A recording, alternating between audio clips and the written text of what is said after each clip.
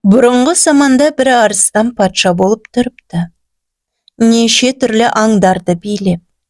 Сол арыстанның өзіне жақын маймын деген бір уәзірі болыпты. Арыстан бір күні бір жерге барып, 2 ай жүріп келмекші болып, өзім келгенше патша бола тұр деп, орнына маймынды тастап кетіпті. Арыстанның кеткенін білген соң, әр жерден аңдар келіп, орын алып тұрыпты. Және арыстанның жай уақытта өзі тұратығын бір жақсы жеріне бір түлкі әйел баласымен келіп тұрып алады. Бір күні мұны көріп маймын айтыпты: «Әй, надан түлкі, патша арыстаннан қорықпайсың ба? Егер келіп қалса, не жаныңды қояды? Шапшаң кет» депті. Түлкі айтыпты: «Сен мені түлкі деп ойлайсың ба? Мен арыстан түгіл жолбарыстан да қорықпаймын. Бұл жер менің аталарымның жерлері.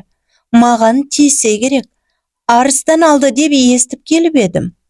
Арыстан қашан келгенде сен маған хабар бер.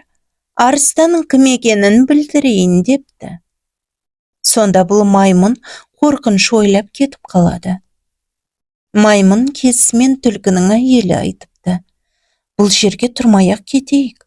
Егерде арыстан келіп қалса, маймын барып айтса, бізге ажал тапқызар» дейді.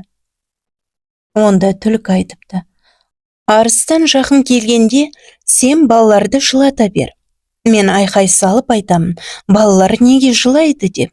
Сонда сен балаларың жаңа арыстан етін қабап қылып бер дейді деп айт» дейді. Бір уақытта арыстан жақындап қалыпты. Сонда түлкінің әйелі балаларын жылата беріпті. Түлкі айқай салып айтыпты: «Балалар неге жылайды?» депті. Әйелі манағы түлкінің үйретуі бойынша: «Балалар жаңа арыстан етінен қабап қылып бер дейді» депті. Сонда арыстан естіп, тұра қалып қасындағы маймынға айтыпты: «Бұл бір қуатты аң болар ма? Мұнда балаларға арыстан етін тілейді деп неге айтады? Бұл жерді тастап, екінші сахараға кетпек керек» депті. Сонда қасындағы маймын айтыпты: «Ай тақсыр, тақсыр арыстан, сіз ақыр жер жүзінде болған аңның патшасы. Көріңіз, егер көрсеңіз, бір жаман кішкентай аңның айлалары шығар». Арыстан және жақынырақ жүріпті.